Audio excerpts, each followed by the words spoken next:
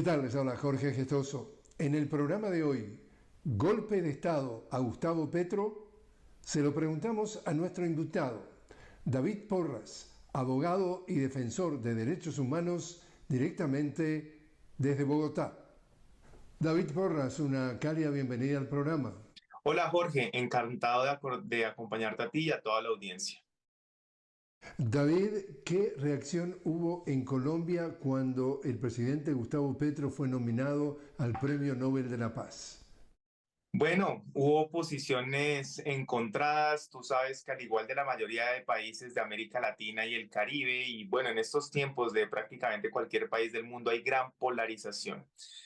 Nosotros, quienes hemos estado acompañando siempre la paz, quienes queremos sentirnos orgullosos de nuestro país, pues realmente sentimos un gran orgullo de que el presidente Gustavo Petro haya recibido esta nominación, por cuanto él ha sentado una posición en cuanto al tema internacional de lo que está sucediendo en este momento en la Franja de Gaza y también en Ucrania, de convocar a unas conferencias de paz para llegar a una salida negociada a estos conflictos y que pueda haber paz en el Oriente Medio y también en Ucrania. Asimismo, pues también todos los esfuerzos que está haciendo el presidente Gustavo Petro para alcanzar la paz en Colombia con las disidencias de las FARC, con Segunda Marquetalia, con el Ejército de Liberación Nacional y otros grupos al margen de la ley con quienes está negociando en este momento el gobierno del presidente Gustavo Petro. Entonces, por esa razón vemos que la comunidad internacional está reconociendo el gran esfuerzo del presidente Gustavo Petro de aportar a la paz de nuestro país y también del mundo. Definitivamente hay un tema que está en, diría, primer plano o muy alto en la lista de lo que se habla o se comenta dentro de Colombia, y es las acusaciones del propio presidente Gustavo Petro de que están implementando un golpe blando, un golpe de Estado en su contra, y allí fiscal, nada menos que el fiscal, estamos hablando de Francisco Barbosa, lo acusa directamente de estar, digamos, liderando estos esfuerzos. Cuéntanos cuál es el trasfondo.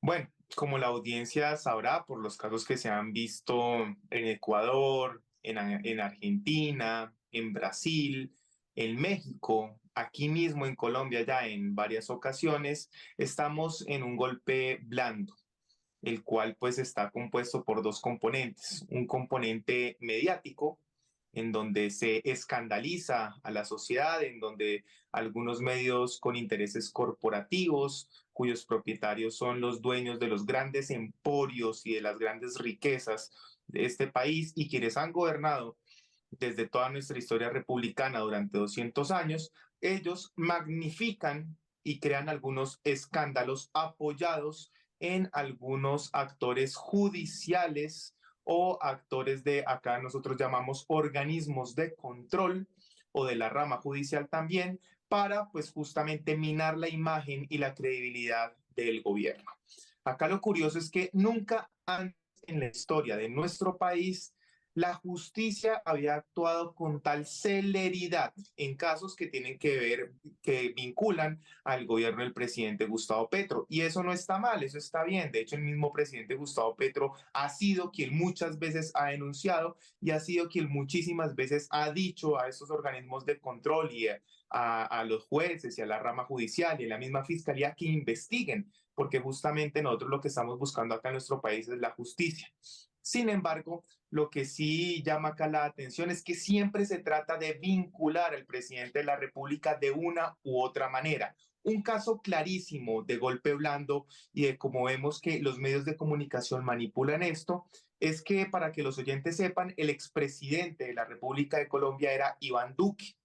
Iván Duque, presuntamente por unas grabaciones de un narcotraficante con una ex asesora del expresidente Álvaro Uribe Vélez, en esas conversaciones hablaba de una financiación del narcotráfico a la campaña de Iván Duque. En esa conversación se menciona al presidente Gustavo Petro, pero como adversario de Iván Duque, y que justamente era necesario hacer esta financiación del narcotráfico a la campaña de Iván Duque para que el presidente Gustavo Petro no llegara a la presidencia. Sin embargo, lo que vemos en los titulares es que equiparan al presidente Gustavo Petro como si él también estuviera involucrado de la misma manera con el expresidente Iván Duque. Y aquí lo curioso es que con respecto a esta financiación, la fiscalía no hizo absolutamente nada, porque claro, se trataba del mejor amigo del actual fiscal general de la Nación, Francisco Barbosa, Iván Duque, el expresidente, quien lo nominó a él para que fuera fiscal general de la Nación. Pero cuando nosotros vemos que unos maestros, esto es algo que ha sucedido esta semana, cuando unos maestros dan un aporte al partido político del presidente Gustavo Petro, específicamente el sindicato FECODE, ahí mismo empiezan todas las investigaciones y muestran esto como si fuera un gran escándalo de corrupción, cosa que no es. Entonces, está bien cuando a un expresidente presuntamente lo financian el narcotráfico, lo financian los grandes grupos de poder, pero cuando un sindicato de maestros financia al actual presidente que tiene un tinte político de izquierda, entonces ahí sí todos los medios de comunicación se escandalizan y ahí sí empiezan las investigaciones. Y ahí sí en ese caso sí hay un proceso judicial. Entonces aquí vemos el doble rasero, que justamente es lo que denota que en Colombia estamos en el transcurso de un golpe blando.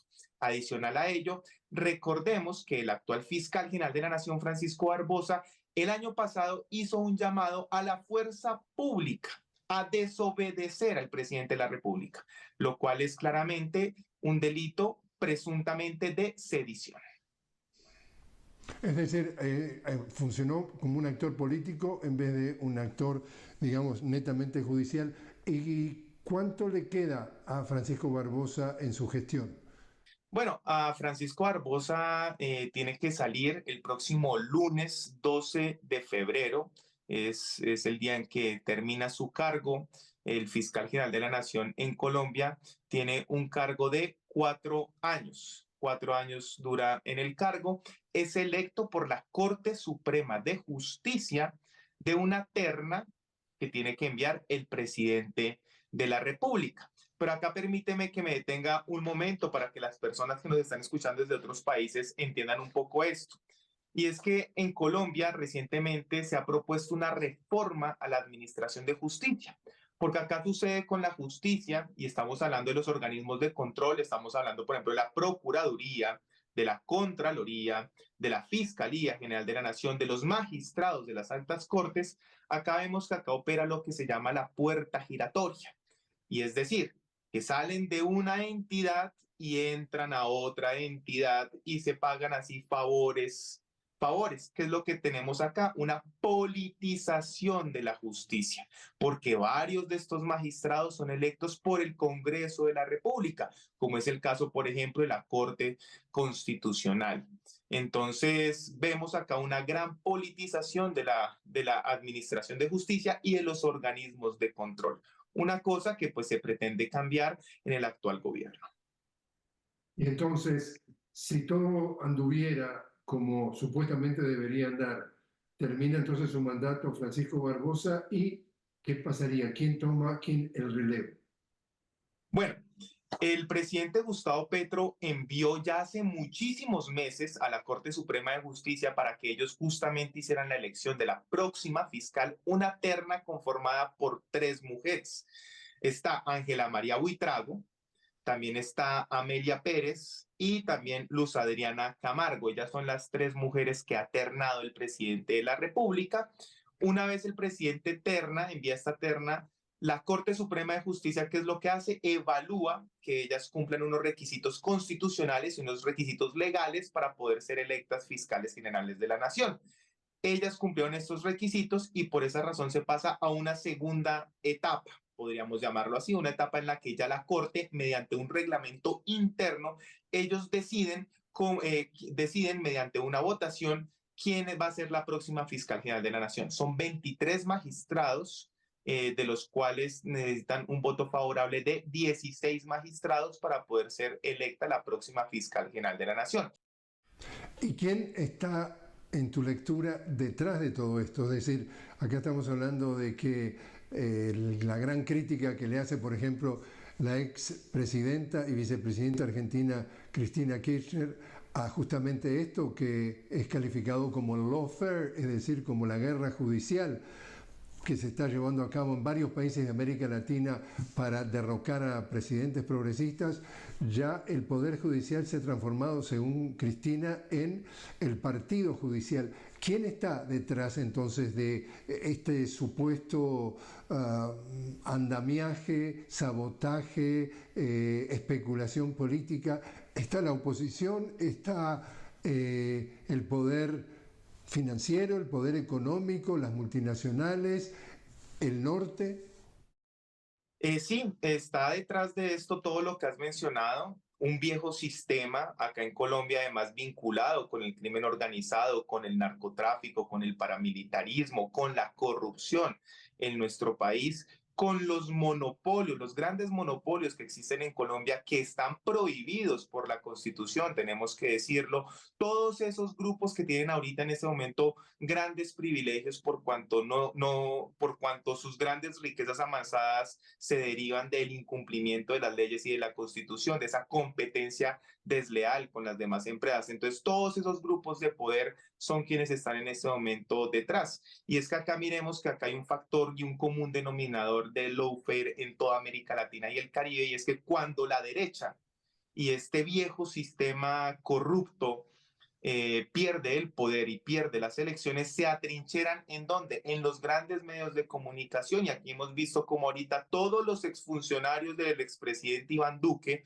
un expresidente de derecha, todos están en este momento, están escribiendo y están dando columnas de opinión en los diferentes medios de comunicación o también están en la rama judicial. Entonces se atrincheran en la rama judicial y en los medios de comunicación para no permitir que un nuevo sistema que pues obviamente no apoya la corrupción y que está combatiendo la corrupción y el narcotráfico y que busca la justicia social, un nuevo sistema como este no pueda dar los resultados para los cuales fue elegido. David, te invito a hacer una pequeña pausa. Estamos hablando con David Porras directamente desde Bogotá sobre los intentos de golpe de Estado blando al presidente Gustavo Petro. Enseguida regresamos.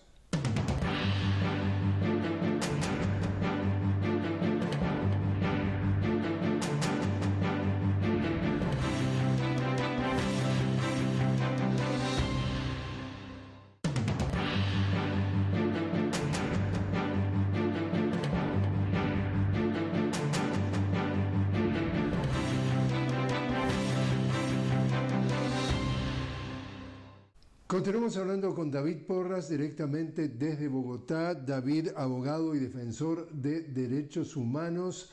David, el presidente Gustavo Petro en su campaña electoral prometía la paz total. ¿Dónde estamos? La delegación del gobierno del presidente Gustavo Petro con la delegación del Ejército de Liberación Nacional, una guerrilla, una de las más antiguas del continente, nuevamente suscribieron un cese al fuego bilateral. El ELN, el Ejército de Liberación Nacional, es una guerrilla que nunca había suscrito un cese al fuego bilateral con ningún gobierno, por cuanto es un hecho completamente histórico que con el gobierno del presidente Gustavo Petro haya suscrito un primer cese al fuego bilateral. Eso fue hace 6 meses. El mismo día que se realiza este hecho histórico, la Fiscalía General de la Nación, sin ninguna razón justificada desde un punto de vista legal, y eso ya 6 meses después ha quedado completamente demostrado, captura al hijo del presidente Gustavo Petro, Nicolás Petro, en un hecho televisado, un hecho completamente, un show mediático sin precedentes, justamente para tapar de alguna manera este hecho histórico. Hay más de 400, casi 500 firmantes del acuerdo de paz entre las FARC y el gobierno de la República en el 2016 que han sido asesinados. Y el fiscal general de la Nación, de quien estamos hablando hoy, Francisco Barbosa, no ha hecho nada para ello. Hay un 95% de impunidad en los asesinatos a esos casi 500 firmantes del acuerdo de paz. Asimismo, había un dinero destinado llamado OCAT Paz para implementar estos acuerdos de paz. Y allí pues se robaron billones de pesos en el gobierno del expresidente Iván Duque. Y esto tampoco ha sido investigado por la actual Fiscalía General de la Nación. Entonces, estos son unos serios tropiezos que tiene la paz, pero esperamos que con la elección de la futura fiscal general de la nación se solucionen estos tropiezos y podamos en este momento dejar la impunidad a un lado y adoptar la justicia, que pues justamente es la base, la justicia para la paz. También para una audiencia que nos ve fuera de Colombia, durante décadas el país estuvo gobernado por una élite de la derecha o ultraderecha y entonces, después de décadas, acaba de ganar por primera vez, en tiempo reciente al menos, un presidente con una agenda progresista, que es el caso de Gustavo Petro. Rompe entonces esa secuencia. Y entonces no solamente se pone a cuestionar, digamos, la corrupción que él denuncia de la derecha y de la extrema derecha, de todo lo que tiene que ver también con el crimen organizado, y suma a esa denuncia claramente la invasión de Israel a Palestina, con palabras muy duras, la califica sin anestesia de genocidio y, por supuesto, que le caen encima con críticas muy fuertes del Estado de Israel por justamente su posición. Pregunta difícil de plantear de una manera ecuánime. ¿Podría tener alguna influencia la posición contraria de Israel a la posición de Petro para que este fiscal se empeñe en darle un golpe blando? Bueno, pues hay que tener en cuenta para las personas que de pronto no son acá de América Latina, que Colombia es un país que tiene una posición geopolítica estratégica. Nosotros tenemos frontera con más de 13 países, frontera tanto marítima como terrestre y frontera terrestre con 6 países. Entonces, Colombia, digamos que tiene frontera, Colombia es el centro del continente, entonces por esta razón hay muchísimos intereses de diferentes potencias, entre esas Estados Unidos, también de Israel, pues para de todas maneras tener control sobre lo que sucede acá en Colombia. Adicional a ello, pues con Israel se tienen varios negocios, habían varios negocios. Uno de ellos era que se iban a comprar unos aviones por parte del Estado colombiano, unos aviones de combate. También los actuales aviones que nosotros tenemos son de fabricación israelí. Bueno, básicamente lo que caracteriza el Estado de Israel, ¿no? Las armas y la guerra. Esas son las relaciones principales que se tienen entre Colombia e Israel. Entonces, por supuesto que como la política del presidente Gustavo Petro es una política de paz, una política en donde él dio un paso atrás en cuanto a la compra, por ejemplo, de todos estos aviones militares, entonces, pues lógicamente pueden haber intereses de Israel pues para desestabilizar el gobierno del presidente Gustavo Petro, más allá de las declaraciones que él haya podido dar en favor del pueblo palestino, que de todas maneras es una posición muy valiente por cuanto en este momento es una voz muy fuerte en el mundo que está denunciando justamente lo que está sucediendo allá en la Franja de Gaza, que no se puede decir de una u otra manera, de lo contrario sería faltar a la verdad o sería un eufemismo, que es lo que está sucediendo allá, que es un genocidio. Entonces, posiblemente si esté detrás de esto, hay que tener en cuenta que uno de los principales medios de comunicación, el medio de comunicación que es de mayor oposición al gobierno del presidente Gustavo Petro, caracterizado por sus noticias falsas, la revista Semana, sus propietarios son judíos de un pensamiento sionista que lógicamente a través de su medio de comunicación justifican el actuar del Estado, el actuar del Estado de Israel. Entonces, ciertamente sí hay vínculos ahí que nos podrían hacer inferir de una u otra manera, al menos sería una hipótesis, que posiblemente el Estado de Israel sí esté detrás de este golpe blando en contra del presidente Gustavo Petro. ¿Y cómo son las relaciones del presidente Gustavo Petro y Estados Unidos? Y también, para una audiencia que nos ve fuera de Colombia, en años anteriores, en lo que se llamó la lucha contra las drogas, se habían instalado, por lo menos la denuncia es, bases militares estadounidenses. Dos preguntas. Entonces, ¿cómo es la relación? ¿Y hay bases militares estadounidenses de Colombia? ¿Cuántas y cómo están funcionando? Si hay. Bueno, lo primero que hay que decir es que, y esa es la política exterior del presidente Gustavo Petro, es que los Estados Unidos son un gran país conformado por diferentes corrientes políticas, dentro de las cuales claramente hay unas corrientes de avanzada en pro de los derechos humanos, de la paz global, de una buena relación entre todas las naciones, y hay otras fuerzas pues retrógradas que pues quieren mantener el actual estatus quo de violencia y de guerra a nivel mundial.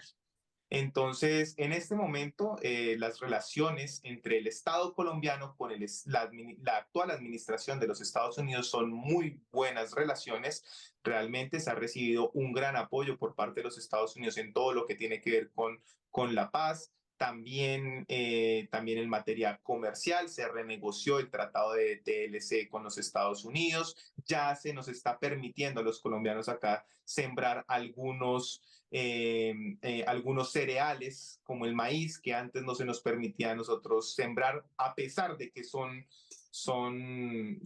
frutos pues de nuestras tierras.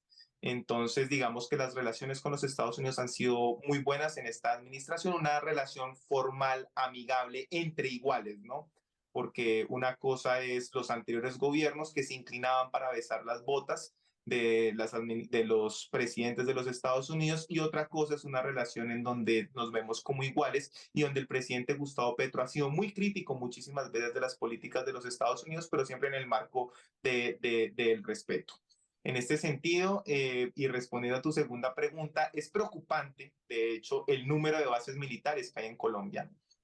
Oficialmente hay 9, que la mayoría de ellas bajo la administración del expresidente Álvaro Uribe Vélez. Entonces, eso sí nos parece muy preocupante. La excusa en ese momento era luchar contra el narcotráfico. Lo que hemos notado es que en vez de disminuir el narcotráfico, ha aumentado considerablemente el narcotráfico, a pesar de que tenemos 9 bases militares. No sabemos realmente qué hacen los efectivos norteamericanos acá, si antes ha aumentado el narcotráfico, y esto también me permite conectarlo un poco con lo que estábamos hablando anteriormente del fiscal, y es que parte de la rama judicial en este momento en cabeza de la Fiscalía General de la Nación encubre el narcotráfico y encubre a lo que se está llamando acá en Colombia narcofiscales. Entonces, realmente todo este establecimiento lo que busca es perpetuar una fallida lucha contra las drogas para, mediante los medios de comunicación, seguir ganando elecciones con sus viejos discursos de seguridad, de lucha anti las drogas, de lucha contra el narcotráfico, y seguir ganando, digamos, créditos electorales con eso. Adicionalmente, ganar jugosas sumas de dinero con las comisiones que obtienen por la compra y venta de armas.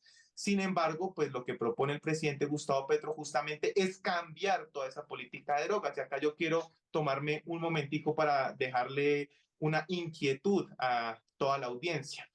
Si las plantas de coca se dieran en el norte, en el hemisferio norte, créanme que absolutamente la mayoría de personas consumirían cocaína, alguno de sus derivados, mediante fármacos o alguno de estos. Porque el problema del narcotráfico es un problema netamente económico. El narcotráfico es uno de los negocios que más saca dólares del hemisferio norte y los lleva al hemisferio sur. Entonces, pues justamente lo que se está buscando en este momento es cambiar esa política, regular y reglamentar, por ejemplo, el cultivo de la hoja de coca, el cultivo de la hoja de marihuana, para que justamente darle una salida más racional en el marco de una política sanitaria, de una política de criminalidad ya más racional, más consciente de cara a las actuales necesidades a las necesidades actuales del mundo. Por último, entonces, David, Gustavo Petro, tu vaticinio, ¿termina su mandato? Sí, sin lugar a dudas, el presidente Gustavo Petro va a terminar su mandato. Es impresionante el apoyo popular que está teniendo el presidente. Esta mañana estaba escuchando en uno de los medios de comunicación de la derecha, justamente, pues ahí cuando pasan las llamadas de la audiencia, y 2 de las 3 llamadas era personas exigiéndole a los medios de comunicación que dejaran de decir mentiras, que dejaran de desestabilizar el gobierno, que comenzaran que se desarmaran. que desarmaran los micrófonos y que comenzaran a informar con la verdad. Y el apoyo en las calles es contundente. El presidente Gustavo Petro, y tú lo puedes buscar en los titulares, bueno, pocos titulares, más bien en las informaciones oficiales de la presidencia de la República, que el presidente Gustavo Petro ha hecho un gobierno desde los territorios más olvidados, más apartados del país. Cada mes nos encontramos con que el presidente Gustavo Petro visita varios territorios a los cuales nunca antes en la historia de nuestro país había ido un primer mandatario a visitarlos. Y más aún, y más allá de eso, está gobernando desde allá. La semana pasada estuvo gobernando desde todo el Pacífico, junto con todo su gabinete, solucionando las necesidades de los pueblos más marginales. Les está llevando servicios públicos, les está llevando agua potable, porque ni siquiera tenían agua potable, les está llevando educación, les está llevando salud, entonces les está llevando nuevas tecnologías, transporte. Esto es algo que nunca antes se había visto en nuestro país y por esa razón es que yo auguro que el presidente Gustavo Petro va a terminar su mandato y vamos a ver cómo el 8 de febrero va a haber una gran movilización popular en defensa del gobierno del presidente Gustavo Petro y en contra de la fiscalía y en contra del golpe blando. David Porras, muchísimas gracias por haber estado con nosotros. Muchísimas gracias a ti, Jorge, a toda tu audiencia y a todo el equipo de Notables por haberme invitado y poder compartir este espacio con ustedes.